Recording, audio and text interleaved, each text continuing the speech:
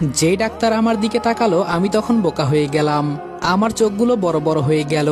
যে হাত দিয়ে অন্য একটা হাত চেপে ধরে আছি সেটা ছেড়ে দিলাম, আর আমার হাত থেকে টপ টপ করে রক্ত পড়ছে। আমি বুঝতেও পারি নাই যে আজকে আমার সাথে এমন কিছু হবে। যে মেয়েটা ডাক্তারের পোশাকে এখানে বসে আছে সে আর কেউ না, এই মেয়েটা হলো আমার একমাত্র বউ রিয়া, যার জন্য আমি 5টা বছর ধরে অপেক্ষা করে আছি। চোখের পানি কোনো মতে মুছে হাসপাতাল থেকে বের হয়ে গেলাম। রিয়া শুধু আমার মুখের উপর তাকিয়েছিল, ও কোনো কথা বলতে পারে নাই। হয়তো রিয়া আমাকে হাসপাতালে আশা করে নাই। মনে মনে শুধু একটা বিষয় চিন্তা করছি, রিয়া আমার সাথে এটা করতে পারলো? ও 5 বছর পর দেশে এসেছে, অথচ আমাকে কিছুই বলে নাই। শরীরের রাগটা যেন কোনো মতেই কমাতে পারছি না। একটা রিক্সা নিয়ে বাসার উদ্দেশ্যে রওনা দিলাম। রিক্সাওয়ালা মামা বলল, মামা আপনার হাত থেকে তো রক্ত পড়ছে, হাসপাতালে যাওয়া উচিত আপনার। আমি বললাম, না, তার আর দরকার নেই, আমি যেখানে বলছি তুমি সেখানে আমাকে নিয়ে যাও। বাসায় যাওয়ার পর শাশুড়ি আম্মা আমার এই অবস্থা দেখে প্রায় কান্নাই করে দিলেন। তিনি আমাকে নিজের ছেলের মতোই আদর করেন, আর আদর করবেই বা না কেন, আমি তো ওনার মেয়ের জামাই। শাশুড়ি মা কোনো মতে আমার হাত ধরে ব্যান্ডেজ করে দিল, আর এর ভেতরেই রিয়া দরজা ঠেলে ভেতরে ঢুকলো। রিয়াকে দেখে রিয়ার মা দৌড়ে গিয়ে জড়িয়ে ধরলো। এতদিন পর রিয়া বাসায় এসেছে, আর তার মা কান্না করবে না, এটা কি হতে পারে? রিয়াকে জড়িয়ে ধরে শাশুড়ি মার কি যে কান্না! আমি এসব দেখতে পারবো না বলে চুপচাপ রুমের ভেতরে চলে গেলাম। শরীরটা অনেক দুর্বল হয়ে গেছে, আজকে আবার গরম পড়েছে মারাত্মক। শার্ট খুলে সরাসরি ওয়াশরুমে ঢুকে গেলাম। উপর থেকে টপ টপ করে পানি পড়ছে, আর আমি চিন্তা করছি রিয়া আগের থেকে কত সুন্দর হয়ে গেছে। কিন্তু আমার রিয়া আর সেই আগের পিচ্চি রিয়া নয়, এখন ও অনেক বড় হয়ে গেছে, আবার ও নাকি ডাক্তারও হয়ে গেছে। এসব চিন্তা করে একটা মুচকি হাসি দিলাম। তবে মুহূর্তের ভেতরে মনটা খারাপ হয়ে গেল, এটা ভেবে যে রিয়া আমাকে না বলে দেশে এসেছে। আমি ওর জন্য 5টা বছর ধরে অপেক্ষা করে আছি, আর ও আমাকে কিছুই বলল না। মনটাকে কোনো মতেই মানাতে পারছি না। গোসল শেষ করে টাওয়াল পরে ওয়াশরুম থেকে বের হলাম। হঠাৎ করে মনে হলো যেন আমার পায়ের উপর কিছু একটা পড়েছে। নিচে তাকিয়ে দেখি আমার পায়ে কিছু পড়ে নাই, বরং রিয়া আমার পায়ের কাছে বসে আছে, আবার আমার পায়ের উপর ওর হাত চেপে ধরেছে, যার কারণে আমি নড়তে পারছি না। আমি বললাম, আপনার রুমে আমি এতদিন ছিলাম এজন্য সরি, আপনার বাবা বলেছিল দেখে এখানে ছিলাম, আর আপনি এখন আমার পা ছাড়েন, আমার অনেক কাজ আছে। রিয়া আমার কথা শুনে কান্না করতে করতে বলল, প্লিজ তুমি আমাকে মাফ করে দাও, আমি হয়তো অনেক বড় ভুল করে ফেলেছি।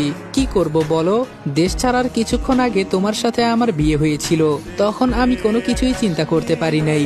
যখন থেকে তুমি আমার সাথে ফোনে কথা বলো না, তখন আমার এতটা কষ্ট লাগে যা বলার বাহিরে। আজকে আমি এত বড় একজন ডাক্তার, কিন্তু দেখো আজও তোমার দেওয়া ঘড়িটা আমার হাতে আছে। এই ঘড়ি দেখে আমার বান্ধবীরা বলে, এই পুরাতন একটা ঘড়ি তোর হাতে, অথচ তুমি এত বড় একটা ডাক্তার। কিন্তু ওরা তো জানে না এটা আমার স্বামীর দেওয়া উপহার, আমার জীবনের থেকেও এটা অনেক দামি।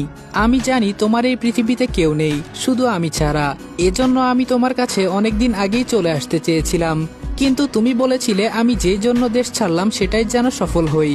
আর আজকে থেকে আমি অনেক বড় একজন ডাক্তার। আমি ভেবেছিলাম তোমাকে না বলে দেশে এসে তোমাকে বড় একটা সারপ্রাইজ দিব, কিন্তু তার হলো না।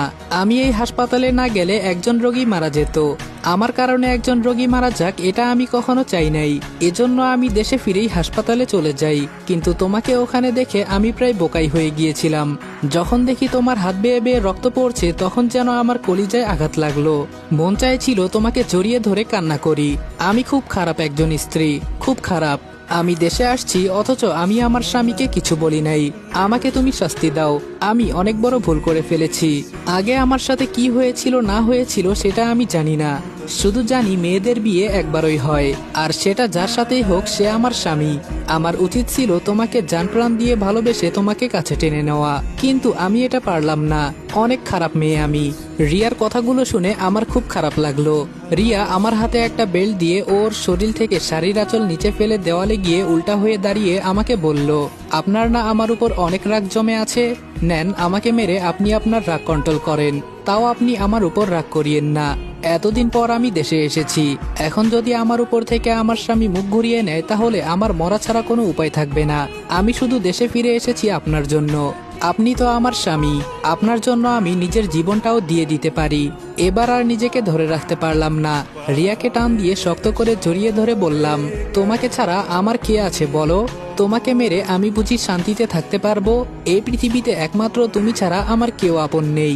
রিয়াও আমাকে শক্ত করে জড়িয়ে ধরে কান্না করতে করতে বলল, তো গাইস, যদি গল্পের পরবর্তী অংশটুকু সবার আগে দেখতে চাও তাহলে এখনই Sajid always on fire YouTube চ্যানেলে চলে যাও। ইউটিউব চ্যানেলে সম্পূর্ণ গল্প দেওয়া আছে।